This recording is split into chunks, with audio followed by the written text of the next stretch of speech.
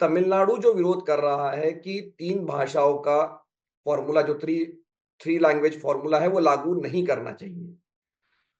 जैसा आपने भी लिखा है कि ये सर्वमान्य है पिछले 75 सालों से जितनी भी पॉलिसी 1 बनी, पॉलिसी 2 बनी, हर बात में ये कहा गया कि बच्चों को 3 भाषाओं को पढ़ाया जाना चाहिए। और इस बार तो ये भी छूट दे दी गई कि तीनों भाषाओं में हिंदी का होना कोई ज़रूरी नहीं है। तो उसके बावजूद भी ये तमिलनाडु का ये जो विरोध है, ये क्यों हो रहा है? शुक्रिया मिलिंद भाई। डिलिमिटेशन का सवाल जैसे आपने कहा वो बिल्कुल एक अलग सवाल है, उस पर हम अलग से चर्चा करेंगे। मैं जरूर कह दूं कि मैं समझता हूं कि इसमें दक्षिण भारत के राज्यों की जो संवेदनशीलता है इसका ख्याल किया जाना चाहिए, और मैं भी खुद इस राय का हूं कि अब जैसा 1971 में था उसको फ्रीज कर देना चाहिए, उससे कोई छेड़खानी नहीं करनी चाहिए। राष्ट्रीय एकता के लिए बेहद जरूरी है ये चीज। खैर, उस पर बात हम अलग से करेंगे। तमिलनाडु सरकार की जो नीति है, जो उन्होंने स्टैंड लिया है, मैं उससे एक गंभीर मायने में असहमत हूं। लेकिन असहमति कहने से पहले मैं बता दूं कि उनकी क्या क्या बातें बिल्कुल वाजिब है, जो हम समझते नहीं है आमतौर पे। पहला, 3 भाषा का जो फॉर्मूला है, जो सूत्र है, 3 भाषा का सूत्र, उससे तमिलनाडु की ये असहमति नई नहीं है। जब से त्रिभाषा सूत्र बना तब से तमिलनाडु ने इसका विरोध किया है, इसको लागू करने से इनकार किया है, तो इसमें कोई नई बात नहीं। दूसरा, कि केंद्र सरकार उनका जो पैसा है, फंड है शिक्षा का, वो रिलीज करने से इनकार कर दे क्योंकि उन्होंने भाषा की नीति नहीं स्वीकार की है, ये तो जबरदस्ती है। ये नहीं होना चाहिए। आज तक, जैसा मैंने कहा, 50 साल से तमिलनाडु ने वो नीति लागू नहीं की, जो कि शिक्षा नीति में हमेशा लिखी हुई थी, और कभी किसी सरकार ने उसका पैसा रोकने की कोशिश नहीं की। ये जो जबरदस्ती है, ये नहीं होनी चाहिए, ये बिल्कुल गलत है। और तीसरी बात ये कि तमिलनाडु के लोगों की, और केवल तमिलनाडु की नहीं, दक्षिण भारत के तमाम लोगों के मन में ये जो विचार रहता है कि भाई, हमें हिंदी सीखने के लिए मजबूर किया जाता है, लेकिन ये लोग, यानी कि हिंदी भाषी लोग, खुद कोई और भाषा सीखने को तैयार नहीं है। ये बात 100% सही है। ये त्रिभाषा फॉर्मूला जब बना था तो उसमें बिल्कुल साफ लिखा था मिलिंद भाई, ये बातें हम देश में बताते नहीं है। उसमें लिखा था कि 3 भाषाएं होंगी। एक, उस राज्य की अपनी भाषा। दूसरी, ऑफिशियल लैंग्वेज अंग्रेजी। तीसरी, ऑफिशियल लैंग्वेज हिंदी। लेकिन जहां राज्य की भाषा और हिंदी एक ही है, उत्तर प्रदेश में, हरियाणा में, राजस्थान में, वहां वो एक अन्य भारतीय भाषा सीखेंगे, और हो सके तो दक्षिण भारत की भाषा सीखेंगे, प्रेफरेबली ए साउथ इंडियन लैंग्वेज, ये लिखा गया था।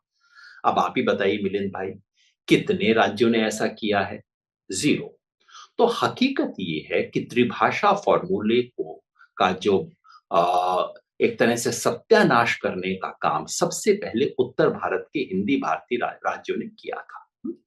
तो इन सब बातों को हमें स्वीकार करना चाहिए गंभीर चर्चा करने से पहले। क्योंकि आमतौर पे दिक्कत ये होती है मिलिंद भाई कि जो हिंदी बोलने वाले हैं, वो एक खास तरह की ऐंठ लेके चलते हैं कि भाई, जैसे हम तो इस देश के मालिक हैं, बाकी लोग किराएदार हैं।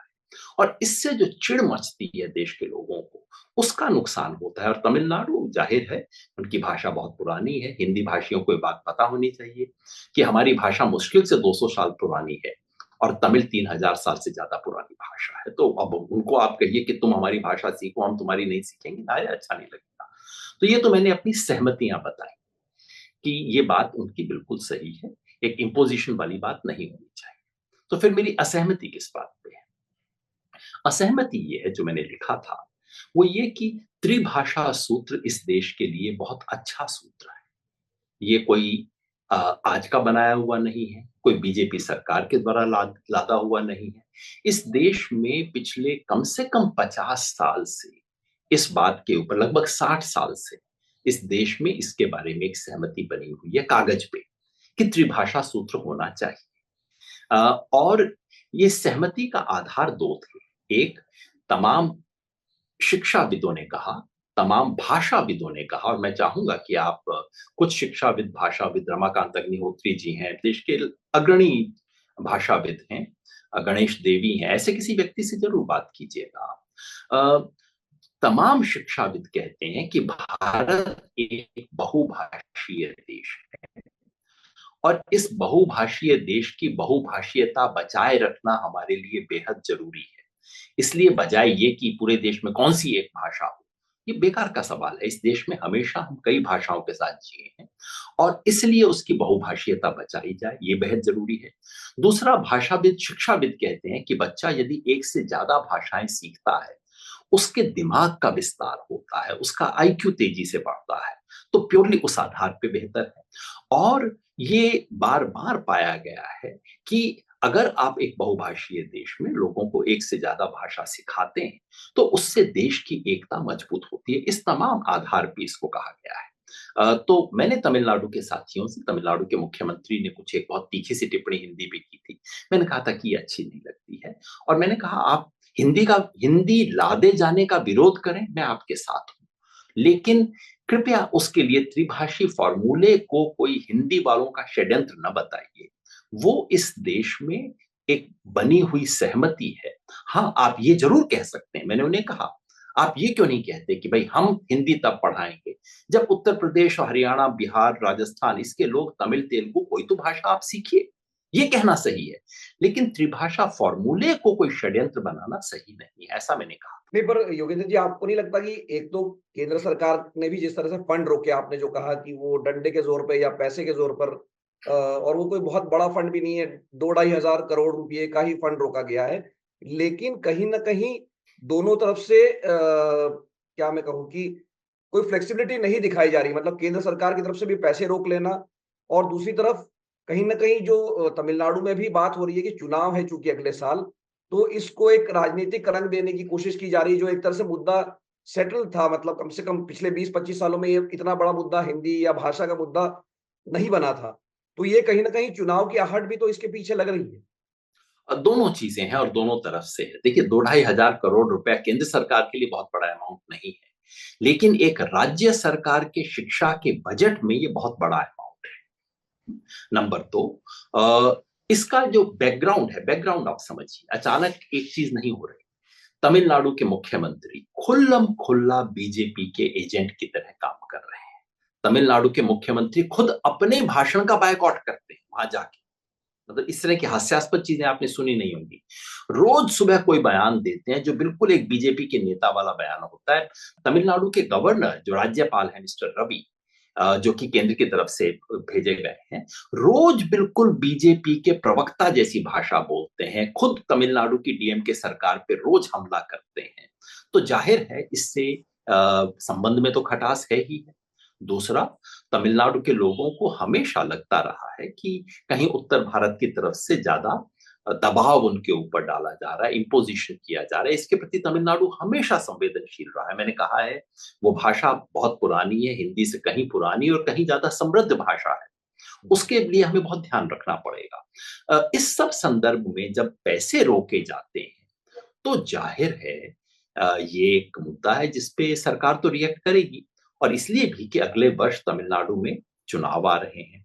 चुनाव में बीजेपी, तमिलनाडु के विधानसभा चुनाव में बीजेपी वो करने की कोशिश करेगी जो लोकसभा चुनाव में करने में कामयाब नहीं। बीजेपी को लग रहा था कि उसे तमिलनाडु में ब्रेक थ्रू मिलेगा, तो बीजेपी गवर्नर के ऑफिस के थ्रू वो करने की कोशिश कर रही है। गवर्नर एक तरह से लीडर ऑफ ऑपोजिशन बन गए, तो बीजेपी वो कर रही है। तो उसके जवाब में वहां के मुख्यमंत्री स्टालिन, वो ठीक है, वो एक भावनात्मक मुद्दा है, तमिल भाषा का सम्मान, उसके ऊपर हमला, तो वो कर रहे हैं। तथ्य दोनों के पक्ष में नहीं है। तथ्य ये है कि दरअसल 3 लैंग्वेज का फॉर्मूला कोई नया फॉर्मूला नहीं है। और वास्तव में जैसा आपने जिक्र किया कि इस बार की शिक्षा नीति जो है एनईपी 2020, इसमें दरअसल 3 लैंग्वेज फॉर्मूला को डाइल्यूट किया है। इससे पहले 3 लैंग्वेज फॉर्मूला में हिंदी का जिक्र होता था, हिंदी की अनिवार्यता एक तरह से होती थी। पहली बार 3 लैंग्वेज फॉर्मूला में कहा गया कोई 3 लैंग्वेज आप चुन लीजिए, उसमें 2 भाषाएं भारतीय मूल की होनी चाहिए, एक दूसरी, यानी कि आप कोई 2 भाषा कर सकते हैं। यानी कि अगर तमिलनाडु सरकार चाहे तो वो तमिल और कन्नड़ पढ़ा सकती है। कुछ जिलों में कन्नड़ पढ़ाएं, कुछ जिलों में तेलुगु पढ़ाएं, कुछ जिलों में मलयालम पढ़ाएं, बिल्कुल उन्हें स्वतंत्रता है। तो ये बात कहना ठीक नहीं है कि कोई नई चीज हो रही है। और दूसरी तरफ से बीजेपी का ये कहना कि डीएमके कोई नया स्टैंड ले रही है, ये भी बिल्कुल सच नहीं है। डीएमके का पिछले 60 साल से स्टैंड था। तो हमें मान के चलना चाहिए कि देश में जो ये भाषा का प्रश्न है, ये प्रश्न बेहद संवेदनशील है। हमारी आज की पीढ़ी को ये सब चीजें याद नहीं है, लेकिन 60 के दशक में भाषा के सवाल को लेकर दंगे हुए थे। 70 लोग तमिलनाडु में मारे गए थे।